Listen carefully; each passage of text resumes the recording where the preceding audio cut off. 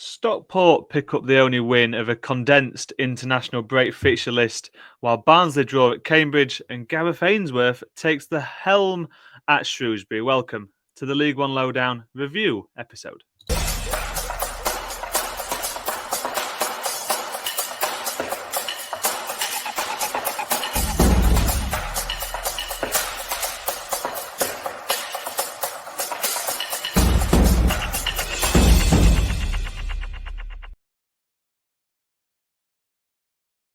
Hello everyone, welcome to another episode of the League One Lowdown. This review episode, myself, Jamie Johnson, as always, joined by Seb Jones. Seb, how are you? I'm very good, thank you, Jamie. How are you doing, buddy?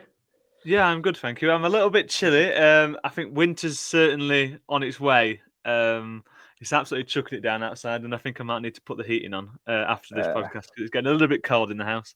But yeah, a nice, as we record, a chill Sunday.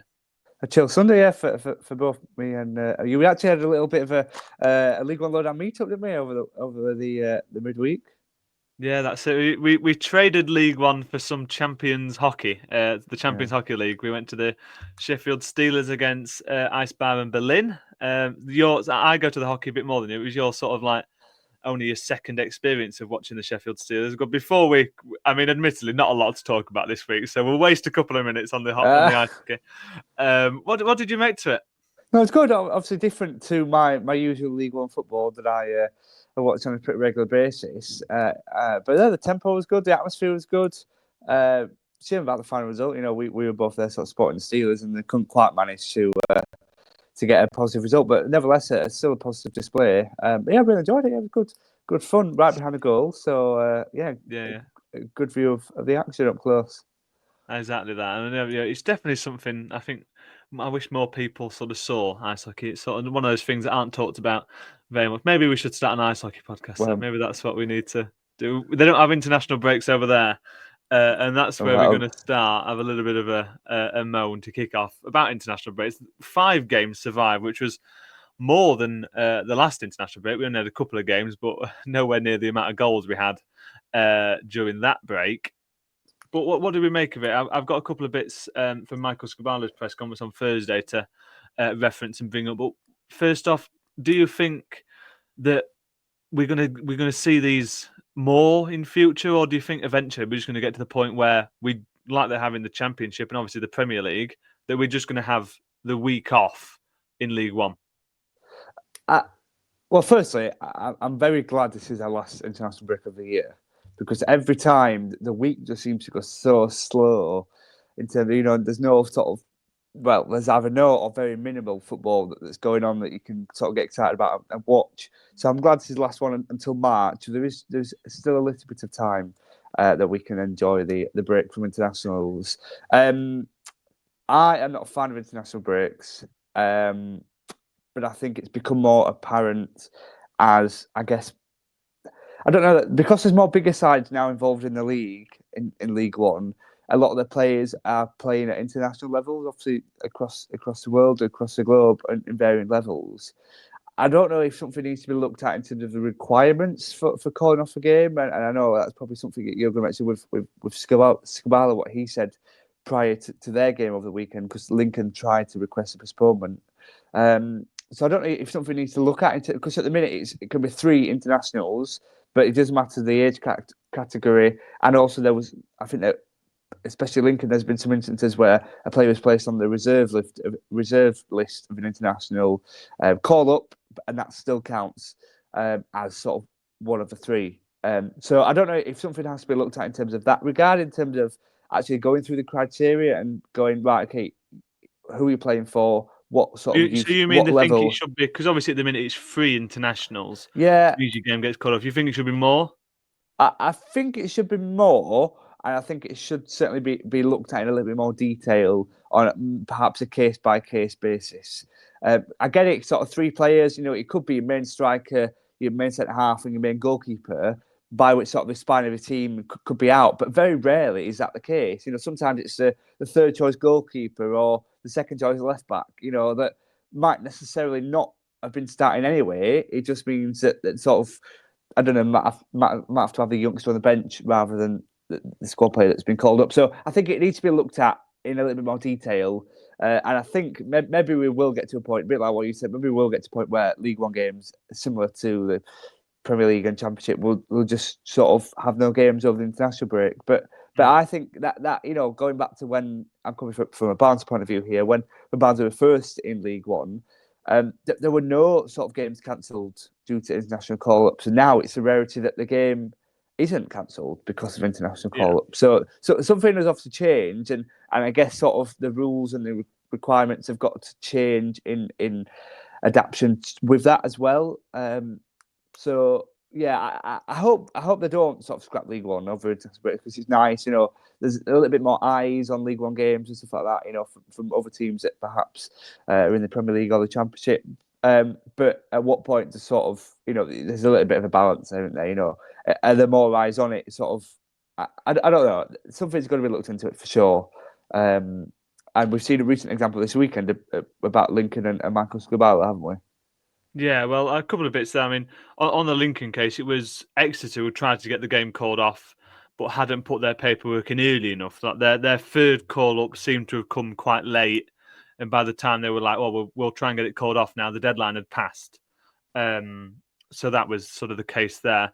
But obviously, that was put to Michael Scabala in his pre-match press, and he took, I guess, the sort of view I've got on it, in that as much as I don't like international breaks, I think I prefer it to what we have at the minute, where it's just a halfway house and no one's really happy because some games are on, some games aren't on, and it's just so up and down, and it's not an equal playing field, which is how I feel about it at the minute. And Marcus Gabala said something similar. He said sort of a natural evolution will bring it to a point where we're going to have international breaks in League One, which is kind of how I see it. And the more we get youth internationals, the more we get senior internationals from various different countries. I mean, Lincoln have Rico Hackett, who's a St. Lucian international.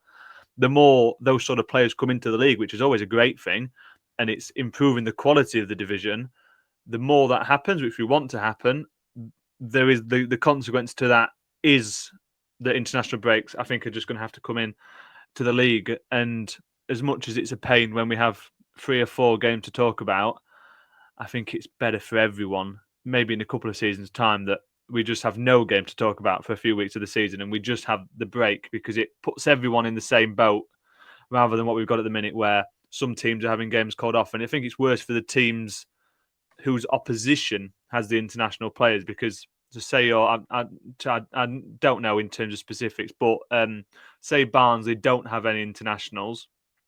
Obviously, their game went ahead. They're playing Birmingham, who do, and Birmingham, therefore, the game gets called off because Birmingham have a few internationals. Barnsley don't.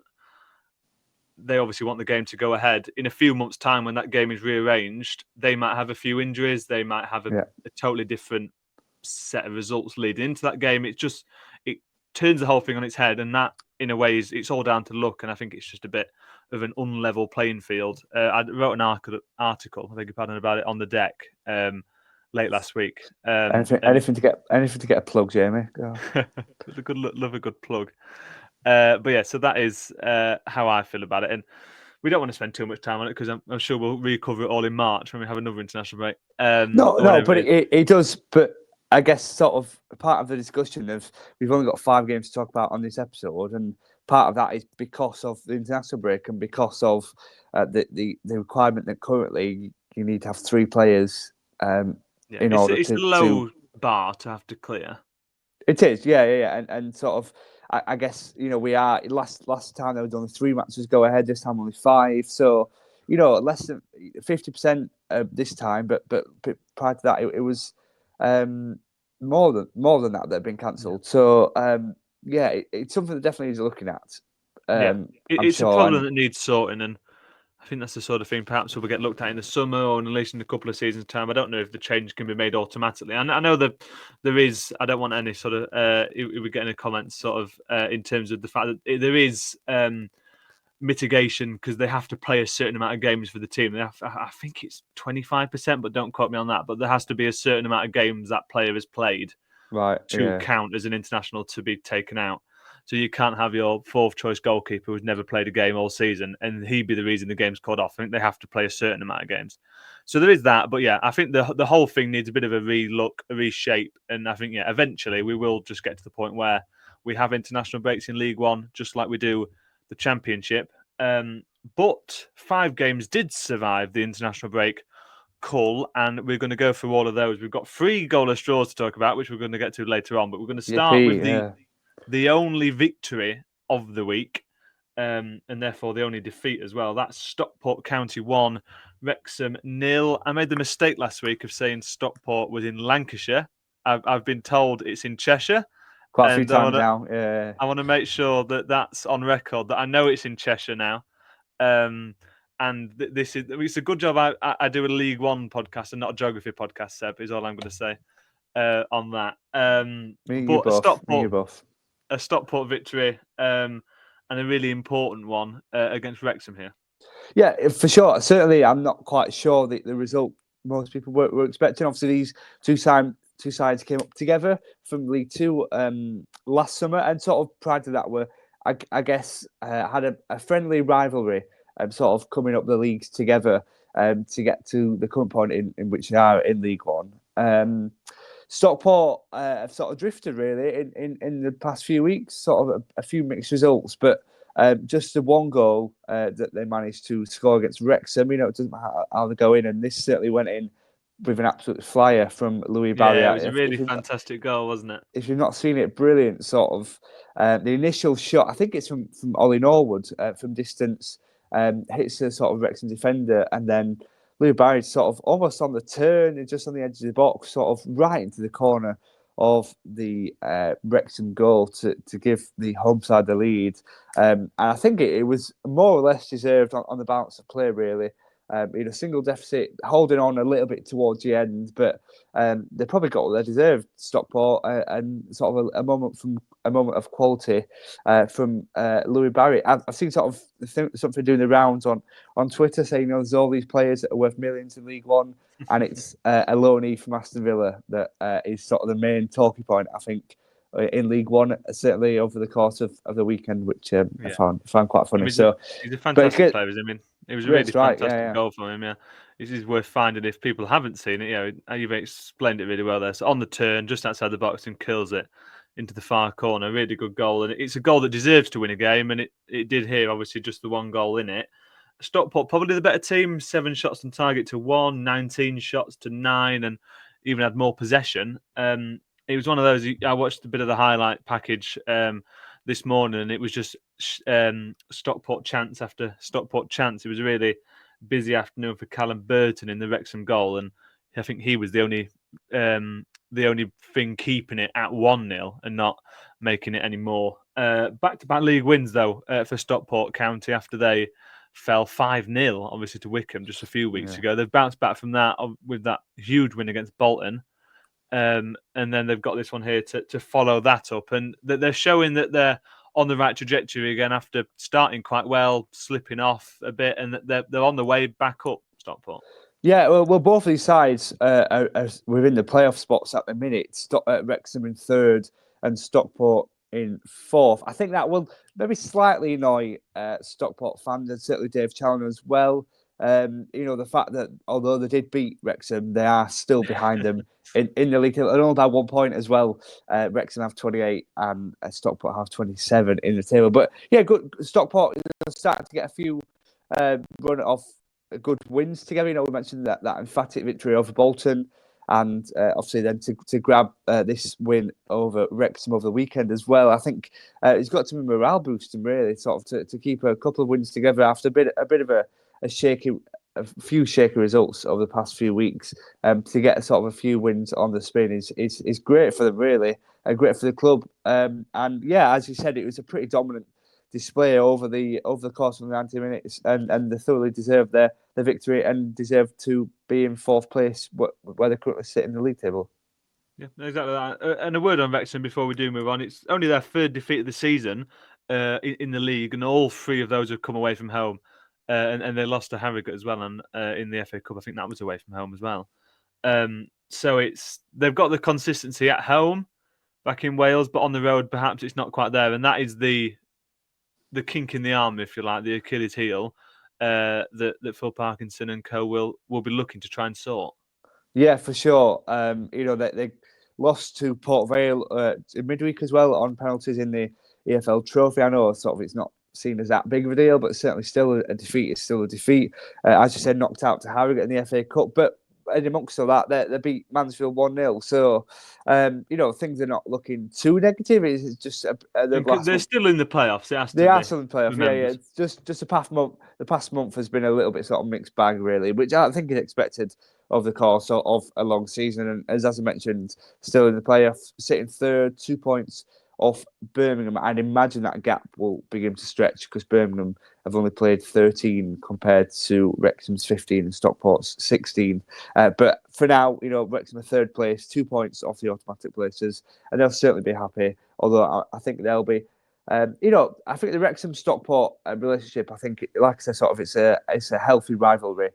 So I don't think they'll mind too much losing to them, given sort of the trajectory. No, they don't mean the trajectory that the two clubs have gone on in the past few years. But certainly, a bigger picture, league table position is good. The season overall has been good, and 2 points off the automatic places, I think, is very good as well.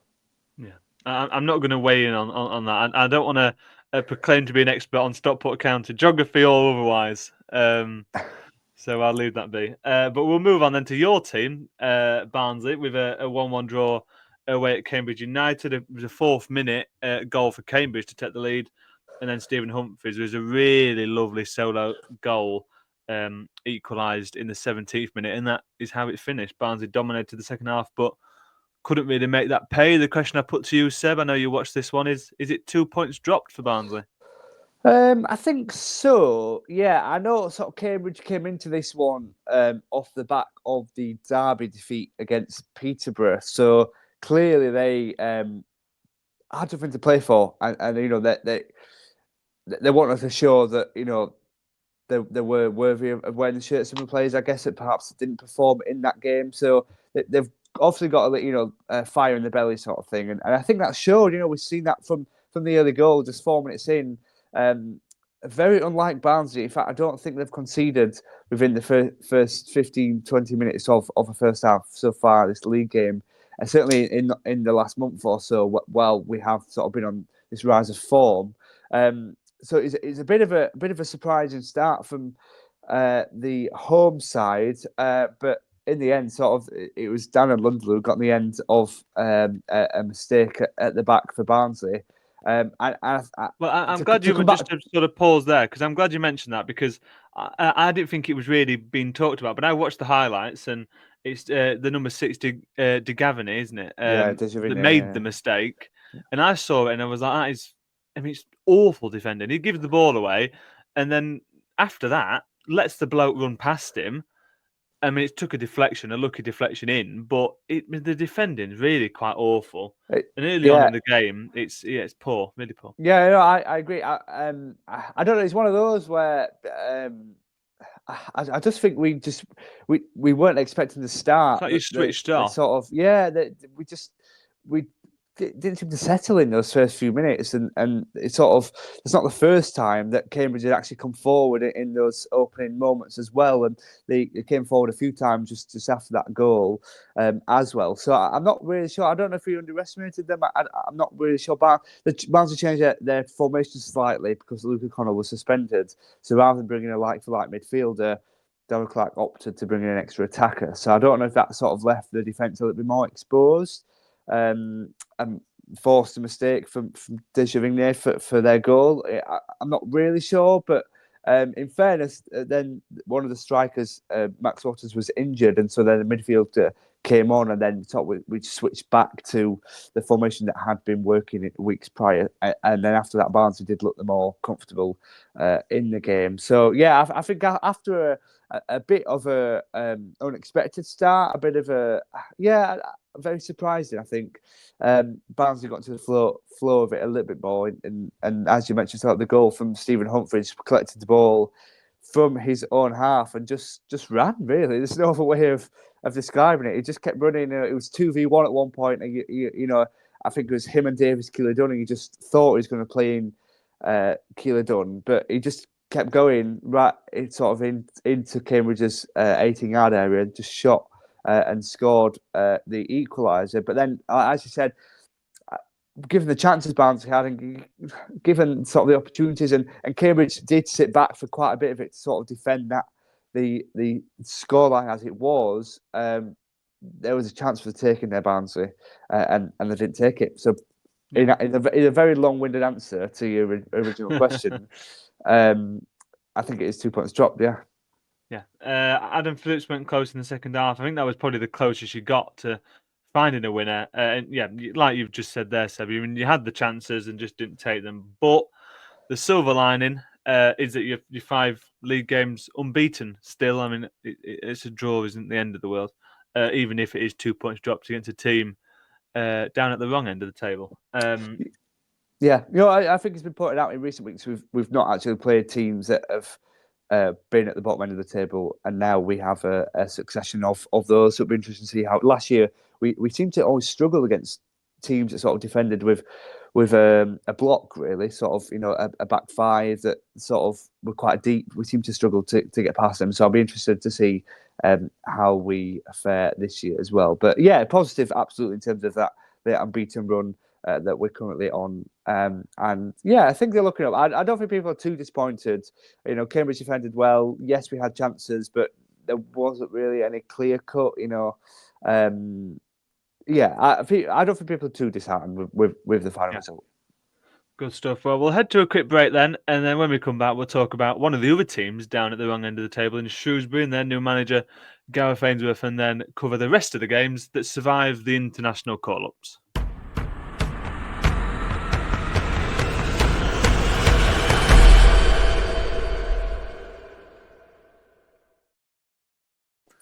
Hello, everyone, and welcome back to the League One Lowdown here on the Deck Podcast Network. I'm Jamie Johnson, joined by Seb Jones, and we're going to dive straight back in and dive into something that isn't related to the games that happened at the weekend, and instead talk about Gareth Ainsworth, the new man in at Shrewsbury. He was appointed since we last spoke, Seb, and I think it was obviously a name we talked about. It's the name I expected, and it's the name, obviously, that has gone across the line in the end. Personally, I think it's a really good appointment. I think it's a strong appointment. Before we talk about how we think he's going to get on and what will be a success or what could be classed as a success, what do you just make to the appointment in general? I know you said it was a name sort of you mentioned. I was quite surprised, really. More given particularly sort of when I guess his last job was in the Championship with QPR. I know that wasn't a success, but when he was with Wycombe, they were never really sort of bottom end of the table. They're sort of mid-table, and there were a couple of seasons where they pushed for the playoffs as well. So I'm surprised, in all respect to Shrewsbury, I'm surprised he's gone to a club at the bottom of the table. Would be my initial reaction when he was appointed. Having said that, he's a very good manager for a small, a smaller club stature like Shrewsbury. He did really well at Wycombe, who was some sort of thing. Not the biggest of clubs, not the biggest of budgets, not the biggest of playing squads either. I think he can. It matches up well to replicate success that we've seen at Wycombe. Obviously, the success is going to be slightly different given the precarious position that Shrewsbury are in. But ultimately, he was brought in to keep Shrewsbury safe, and that will be his aim come the end of the year. And if you can do that, then great. If you can do better than that, then even better. I think it's a good appointment. One, I didn't necessarily see coming, but I think it's a solid appointment. He'll just have to hope that it goes slightly better than his last job at QPR.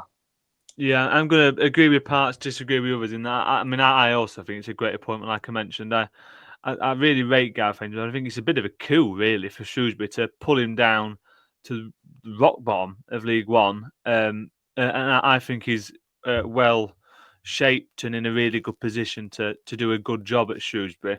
And if there's someone you want to bring in to try and just salvage anything out of this season for Shrewsbury, he's the sort of person you want to do it. So I think it's a good appointment. And you sort of bring us on to the next point. You mentioned it a little bit yourself there. I mean, in terms of recent form. It's 6 losses in a row. It's only 1 win in 14. Is the success simply staying in the division? Obviously, they're on 8 points after the first 15. There's 6 points from safety, right slap bang at the bottom of the table. Obviously, that is the baseline, isn't it? Is staying up. And is that all we expect really from Shrewsbury? I think so. I think we have to really. It's a shorter answer to what you want. Yeah, I can't see. Well, I can't see I them. agree. To be honest, I can't think see that them. is. I can't see Is them the going baseline. on like a playoff run or anything like that. You know, No. given the position they're in. He's not a wizard, Gareth. Well, exactly. He's a good manager, Yeah. but he's not. He's not He's that not a good. wizard. Yeah. Ultimately, they have to survive, and that anything better than that is good. But they have to survive, and that's the reason why Gareth Ainsworth was brought in. So it can't really look any higher until they start getting results on board and they start moving up that league table. Then maybe you can go, okay, right. How about a mid-table finish?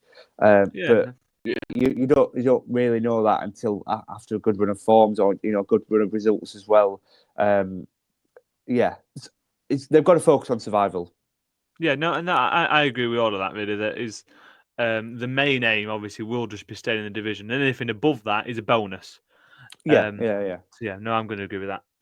We'll move on then. We've got 3 games left. Yeah. Sorry, just to sort of summarise, I think it's a good appointment. And particularly, obviously, we're not too far off January as well, so there might be a couple of players that perhaps have worked under Ainsworth before that he might be able to persuade to come and join him at Shrewsbury. But nevertheless, he could work with players already at the club and sort of help develop them a little bit more. So I think overall, it's a good appointment. I guess one ahead of their rivals, Burton, who are still yet to appoint a permanent manager. I guess I'm sure that will happen the day after puts them ahead. Goes out. I'm sure it will be. Knowing how look, sort of puts them ahead of sort of their closest rivals in Burton.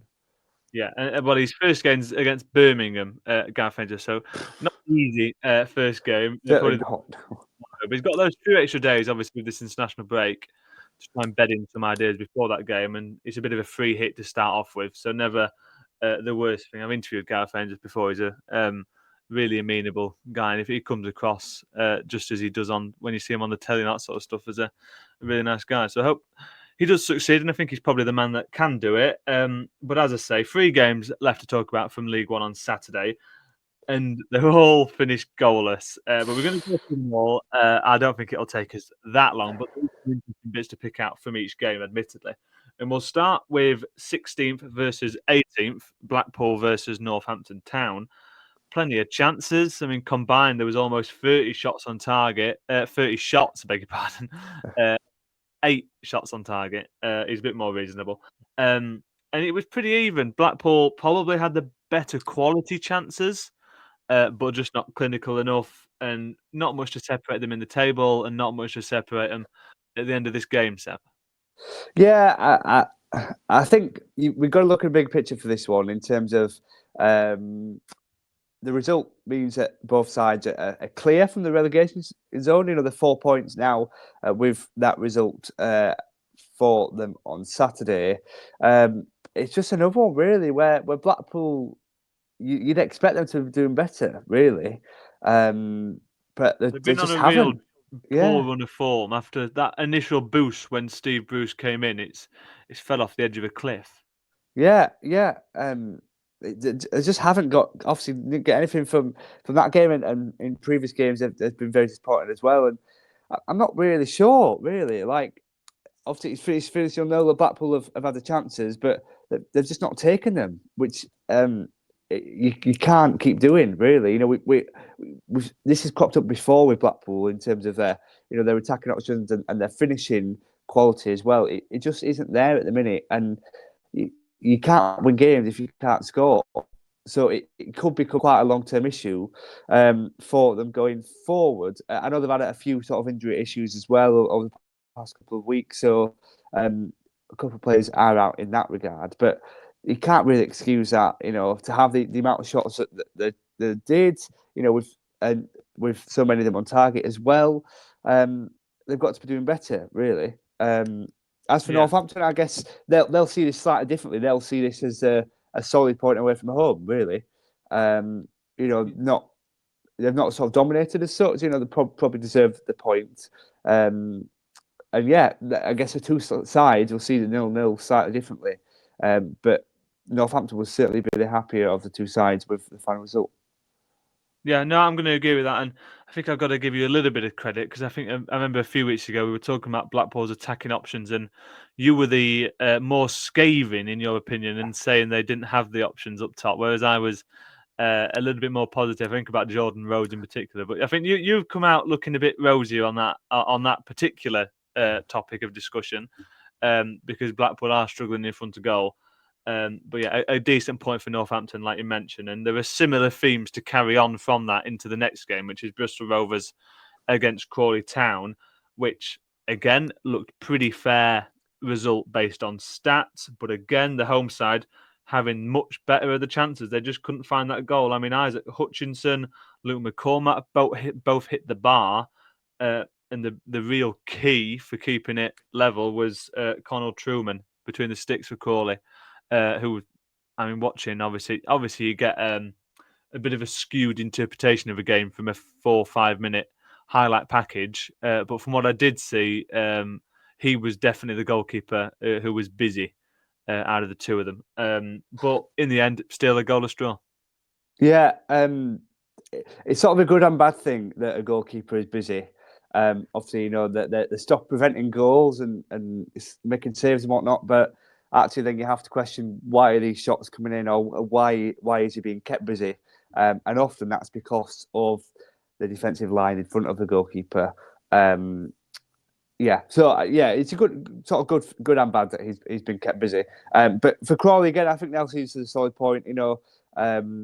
Couple of good results before that draw to at home to Huddersfield we spoke about last week as well, and before that an FA Cup first round victory as well. So things are looking pretty solid for Crawley at the moment, obviously under Robert Elliott, and they're only 1 point from safety positions. So I think their position is slightly better than Shrewsbury and Burton Albion, who are also second to bottom. Only 1 point away from the safety places. Their position is looking slightly better. As for Bristol Rovers, been a little bit mixed, really. I think results-wise, obviously the game before this one was also a draw at home, but that one was a 1 apiece to Lincoln. So, I think, it's just That sort of sums up not just this match, but the whole weekend, really, in League One. Just an apathetic, it sort of sums up the weekend, and a goalless draw there. Well, we've seen sort of a slight side topic, but we've seen 5 games over the weekend on Saturday, and 3 goals. What was it? 3 goals? It's just we had from the last international break. I seem to remember we had 2 games, and it was either 12 or 14 goals. Yeah, something like that. There was a really ridiculous sort of weekend, and it puts it into perspective a little bit when sometimes you just get weekends like this, and even if it was a full fixture list, you still sometimes get weekends where there's not a lot has happened in the division, and there's a lot of games that don't quite hit the heights, and obviously it's one of those weekends. But there is one more game to talk about, and it was the early kickoff. No. I think there were a couple of talking points in this one. I agree. Lincoln City down at Exeter. And before we actually get into the game, I did want to just talk about the fact that this is the early kickoff, and it's a long old way to travel down to Exeter from Lincoln. And that was one of the things we talked about at the start of the season, and I've spoken about on and off air, just in terms of the issue with Sky Plus and these extra games being that there's less consideration for fans, and it's a game that certainly falls into that category because it's not a trip you want to be making for a 12:30 kickoff. But alas, that's what we had, and anyone who did make the long trip down from Lincolnshire was treated by a goalless draw. Lucky them. Probably should have won. It was 2 points dropped. Michael Scabala admitted that, said as much in his post-match press conference that his team should have come away with all 3 points because they had the chances and they just didn't put them in the back of the net.